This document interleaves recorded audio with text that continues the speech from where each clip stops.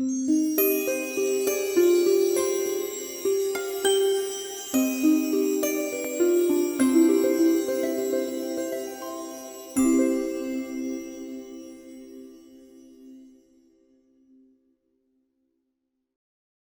پامچال سال 70 کار کردیم. کامبوزیا پرتوی نوشته بود، قرار بود بریم شمال کار بکنیم. علی طالبی این رو ساختش، کارگردانی کرد و تهیه کنندش هم آقای علی طالبی بود. خانم معتمداریا بود، زنده یاد داوود رشیدی بود، من بودم و یک سری از دوستان دیگه. سریال خیلی خوبی شد. داستان خیلی شبیه باش و غریبه کوچک هستش. شاید فکر اولیش یکی بوده. منم اون آدمی بودم که از جبهه برمیگرده و مشکلی براش پیش اومده و اینها، ولی خب زندگی شروع میشه. ولی یک بچه دیگه هم از جنوب به اینا پناهنده شده بود در اثر جنگ و که این بچه هم ما پذیرفته بودیم و کار کردیم. کار جذابی شد، چندین بارم پخش شد و با استقبال زیادی روبرو شد، هم موسیقیش هم خود قصه، روند قصه. فقط یک مشکل بزرگی که داشت این بود که بخشی از پول من رو تهیه کننده نداد.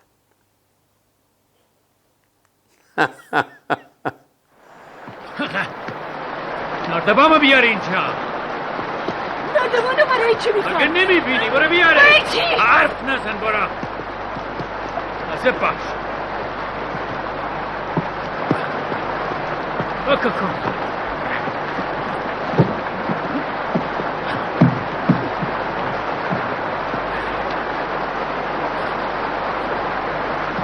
آخه چجوری میخوای از این پله هم بری بالا؟ ناترس. آی باد! ناترس.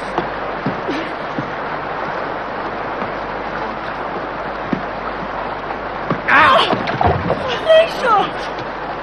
برو دفتر.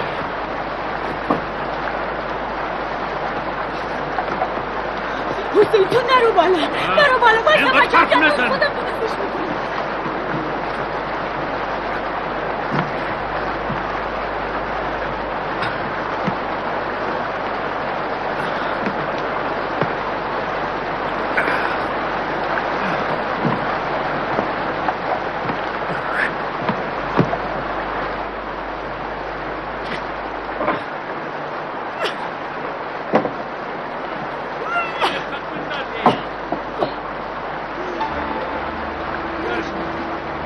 بیارشون بالا.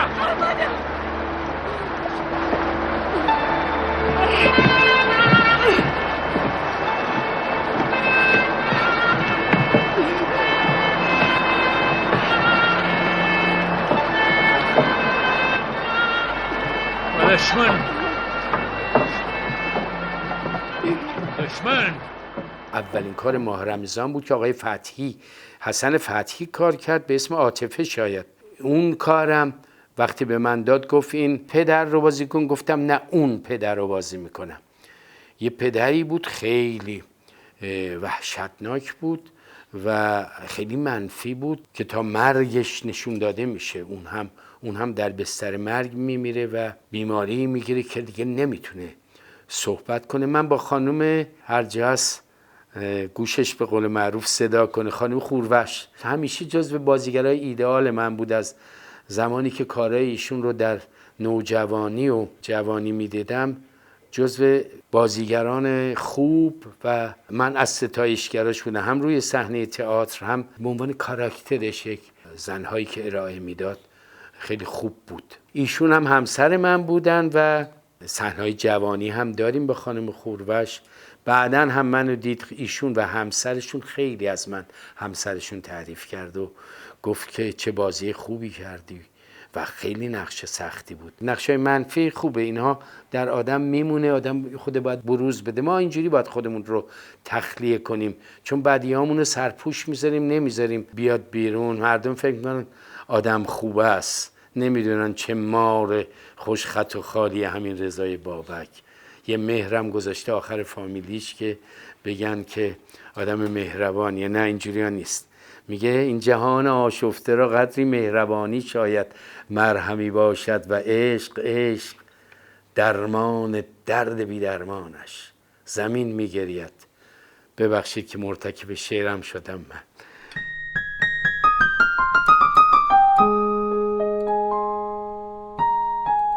قصه های تابتام و زیزی گلو، آسیپاسی. عروسکی بود که یه گوشش بزرگ بود و یه گوشش کوچیک بود و اینها. قصه خوبی بود که این قصه از تخیلی که نویسنده یه زن شوهر دارن قصه می نویسن و میخوان یک عروسکی رو خلق بکنن، از تخیل اینها بیرون میاد و بعد حضور فیزیکی پیدا میکنه و ماجراها شروع میشه.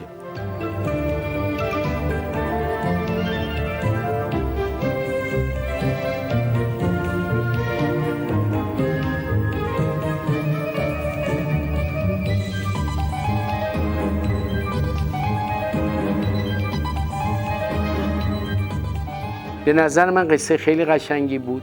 بچه‌ها هنوزم دوستش دارن، چون دیدم چند جا مهمونی رفتم دیدم که این بچه‌های کوچیک سیدیشو گذاشتن و دقیقاً توجه کردن و ارتباط برقرار کردن. یک سری شخصیت‌های مختلف بود که وارد قصه می‌شدن، مثل کارگر شهرداری بود، یه پستچی بود، یه آدمی بود که شاخ در آورده بود، یه آدم جنتلمن بود، یه آدم دلال بود، یه دلالی بود. 7-8 تا شخصیت بود. پیشنهاد کردم از گفتم بذار همه اینا رو من با گریم‌های مختلف بازی کنم. یا کمی فکر گفت چه فکر خوبیه این کارو بکنیم. هر کدومش گریم‌های سختی بود. یه جا من یادم من بعد یه آدم 90 ساله 100 ساله میشدم.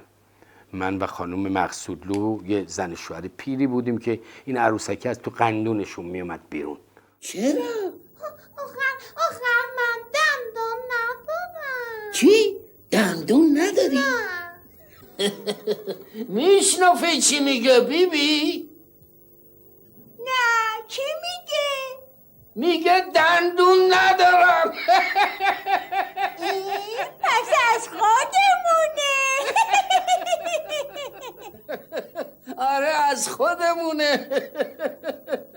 به جمزن برای این مهمون بیدندونمون یه آشی، حریره بادومی، یه فیرنی چیزی رو به را بکن. این بود که اون نقشای مهمان رو سر تا سر من بازی کردم. فقط یکیشو من نبودم یا فرصت نکردم که زنده یاد اسماعیل خانی اومد نقش اون دزده رو در یکی از قسمت ها بازی کرد. به جون خودم نباشه به جون شما تلویزیونش حرف نداره. فابریک یکه با اینکه دست دویوما تیمیسه مال یه خانم دکتری بوده. بدون این خانم دکتر اصلا وقت نداشته تلویزیون نگاه کنه. سال به 12 ماه این تلویزیون خاموش بوده.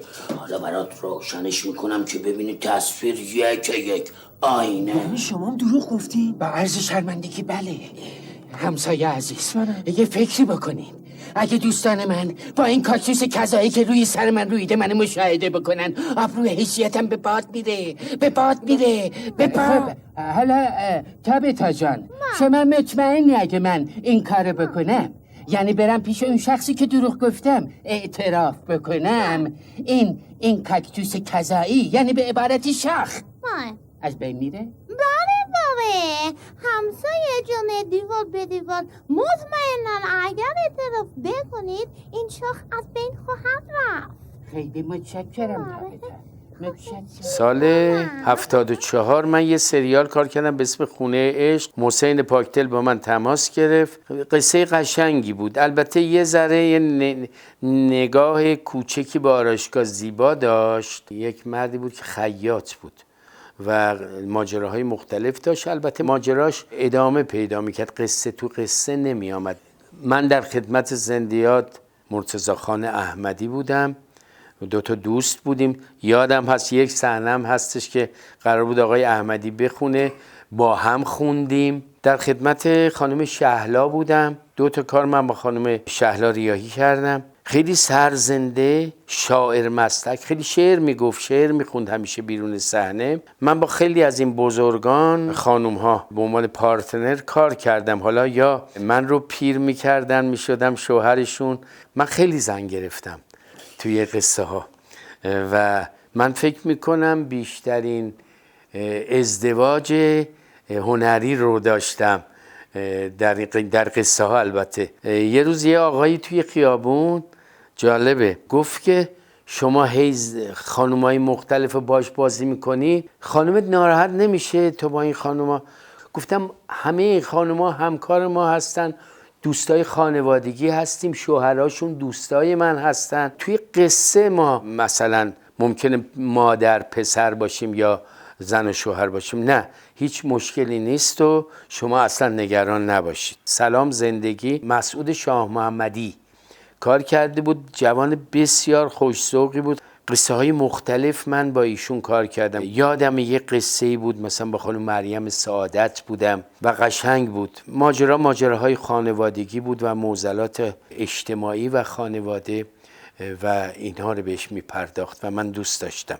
تهران 11 که خب هر کدوم یه قصه داشت، ولی ماجرای همین ماشینه بود که دست به دست میگشت و یه قصه‌ای داشت و داد به من. دیدم چقدر خوبه و گفتم کی؟ گفت که خب خانم سرای قاسمی رو بگیم بیاد و زن دومش گرفته و این تمام زندگی اینو تغییر میده. مثلا کتابخونه اینو خالی میکنه، از این عروسکای چینی میچینه، مثلا دکورا رو عوض میکنه، یا رومیزی دستباف مادر این شخصیت رو بر میداره، یک چیز رنگارنگ معمولی میندازه و بعد ماشین بخرن و به هر حال ماجرا از همین ماشین شروع میشه. و ماشین که وقتی میخرن رانندگی بلد نیست و از داماده خواهش میکنه که یواشکی بره به این یاد بده و که خود این یاد گرفتن تعلیم رانندگی و تصادف کردنش و این ماجراها که هم کمیک بود، طنز خوبی داشت و پایان زیبایی هم داشت که یکی از اون قصه های داخل همون تهران 11 بود. خب از اول یه کلام میگفتین من رانندگی بلد نیستم. بله. هنوزم دیر نشده توران خانم. حالا میگم من رانندگی بلد نیستم، اصلا از اتومبیل خوشم نمیاد. اون رو میزیرم که شما از اینجا جمع کردید باش زمین پاک کنید، مادر بنده شبای زمستون زیر نور گردسوز بافته. اون برای من از همه پارچه های دنیا قشنگتر و عزیزتره. بوی دستای مادرم رو میده. هوای تازه سال 75 بود. اولین سریالی بود که میخواست آقای رحمانیان بسازه، اسمشو گذاشت هوای تازه. اولین حضور مریلا زارعی بود توی کار، نقش دختر منو بازی کرد. رادش هم تو اون کار اومد، حضور داشت. همه چی، فقط دنبال چند تا عکس میگشتم پیدا نکردم. چه عکسی؟ مثلا؟ عکس عروسی مادرت. با اون عکس دیگه چی کار داری؟ خب فکر کردم اگه اون عکس رو یک جایی قرارش بدم که قشنگ دوربین بگیردش. پدر خواهش میکنم. نرگس من خواهش میکنم. کار شیرینی بود و طنزای خاص خودش رو داشت. به نظر من کار بدی نبود. اولین کار سریالی بود که آقای رحمانیان انجام داد که من حضور داشتم. حالا که تصویر نمیتونه خودشو با ما وفق بده، ما خودمونو با تصویر وفق بدیم. نمیفهمم. یعنی چجوری؟ کاری نداره. دلا بازی میکنیم تا توی قاب جا بگیریم. اینجوری. جورابای خودشه پدر. از کجا معلوم که جورابای خودشه؟ مگه نمیگی عین همه؟ اینا مال من یه خط سفید اینجاشه که مال شما نداره. اتفاقا اونی که یه خط سفید داره مال منه، نه مال تو. کمرم. آخه بازیگری که دلا نمیشه. داستان‌های نوروز. بله، یک سری داستان بود که من 2 تاش رو کار کردم که مرزیم قرار بود کارگردانی کنه، مسئول کرامتی هم کارگردانی کنه. عید قرار بود. یکیش ماهی بود، من با مسئول کرامتی کار کردم. قصه قشنگی بود. چند سالم عیدا پخش میشد. بله، سبزی پلو با ماهی مهمه، خیلی مهمه، اونم با کوکوی چرب و چیلی. اما مهمتر از اون زندگی خواهر منه. زندگی که اساسش بر دروغ باشه چه آینده‌ای داره؟ چه آینده‌ای داره؟ جز تستی و بدبختی و تباهی چی داره؟ دروغ. اولش میگه چه میدونم پام درد میکنه، کمرم درد میکنه، بعد ادای آدمای نازک نارنجی و دیر رحم و در میاری. من بدبخت یه لگن یه تونی رو با اون جک و جونور توش برداشتم 50 تا پله رو رفتم پایین. اون وقت تو واسطه بر منو نگاه میکنی. این غیرته؟ خانه ما یک سریالی بود که یک خانواده بودند و بعد از آرایشگاه زیبا خیلی با اقبال روبرو شد، مخصوصا کودک ها و نوجوانان و خانواده ها. کار برای کودک نوجوان نبود چون پرسوناژ های کودک و نوجوان داشت و اینها درگیر قصه بودن و قصه های خودشون رو داشتن. خیلی با اقبال روبرو شد، هنوز هم مردم میبینن دوست دارن اون کار. بارها پخش شده. گوهر خیراندیش بود و من بودم و توی یک خانه ما اتفاق میافتاد و هر بار یک قصه داشت. خیلی متنوع بود قصه، خیلی با اقبال روبرو شد و مسعود کرامتی خیلی خوب کار کرد. شاپور پور امین خیلی خوب فیلم برداری کرد. واقعا دستشون درد نکنه. پدر بزرگ پول اون دفتره چی شد؟ هیچی، اون رفتن باش سینما، فیلم مرد نامرئی. چه حافظه ای هم داری شما. چی آقا جون؟ همین این رو برادرش جواد اصلا همش نقشه اون بود. متشکرم آذر که یادآوری کردی. میدونی آذر، جواد ما خیلی علاقه داشت به سینما، حاضر بود منو بفروشه با پولش بره سینما. منم بچه بودم، چند بار با زور دست منو گرفت و کشون طرف سینما. بابا من نمیام، گفت باید بیا. منم جرئت نمیکردم حرف بزنم، داداش بزرگتر بود کتکم میزد. ولی یه بار جرأت کردم بهش گفتم داداش جون، داداش بزرگ من، دارم بهت نصیحت میکنم به جای سینما بشین درستو بخون. ولی مگه به خرجش میرفت. با کیانوش عیاری روزگار قریب، با آقای عیاری که کار کردم. بله من مدتی بود داشت روزگار قریب رو کار میکرد با مهدی هاشمی. بعد رسیده بودن اون بخشی که به هر حال با مهندس زندیات، مهندس بازرگان دوستی داشت دیگه، دکتر غریب با هم مثلا رفت آمد فامیلی داشتند و اینها. به هر حال به چند نفر فکر کرده بودن، یکیش من بودم. به هر حال من رفتم و گریم‌های مختلفی کردیم که خیلی گریم‌ها طول کشید چون ایشون هم وسواس عجیب غریبی داره و چقدر کارش خوب بلده و چه شخصیت عجیب غریبیه کیانوش، چه ذهنیت بی‌نظیری داره. رفتیم خیلی چندین مورد گریم شدیم، بعد بینی برای من ساختن، لنز گذاشتن. به هر حال از سرخ دیگه خود آقای بازرگان بود، از روبرو از دورترم که خود آقای بازرگان بود. صحنه اینجوری شروع میشد که مریض دکتر غریب و خانومش و اطرافیانش که اونجا توی بالای سرش هستن میگن مثل که آقای مهندس بازرگان داره میاد و بعد شوت میکرد اونور تو راه رو من دست گل با همسرم دارم میام. یکی دو نفر من گفتن که اصلا بغض کردم، گریم گرفت، فکر کردم واقعا مهندس بازرگانه. من میگفتم متن بده، الان ما این صحنه میایم با مهدی، من چی باید بگیم؟ من همش میدیدم که میخندن همه. آخر سر کیانوش اومدش گفتش که خب میای عادت میکنی دیگه بگیریم. گفتم بگیریم مهدی؟ مهدی گفت آره بیا ببینیم چی میشه. و واقعا اومدیم به نظر من خیلی خوب بود. همه سکوت کردن و صحنه رو گرفتیم. اومدم بداهه میگفتیم دیگه، بداهه میگفتم، مهدی جواب میداد، با اون خانمش یه چیزی میگفتم، گلو میذاشتم زمین و میگرفتن اینا. گفت خیلی خوب شده. آقای عیاری گفت خیلی خوب شد، من اینجور نمیخواستم، بنابراین یه بار دیگه هم میگیریم. و یه بار دیگه هم گرد، 2 بار اون صحنه رو گرفتن. سناریو نداشت؟ نه همش اینجاست.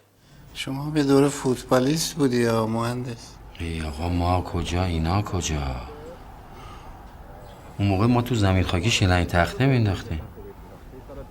نگاه کن ببین چه دریبلای قشنگی میزنن. اون وقت آرزوم این بود که برم شوروی با فوتبال بازای بادکوبه‌ای مسابقه بدم. باکو مگه کله‌ای که بوی قرمه سبزی میده میذاره آدم به زندگیش برسه؟ یا بره تو تیم ملی. شما فوتبالیست ملی نشدی مهندس، ولی رجل ملی که هستی.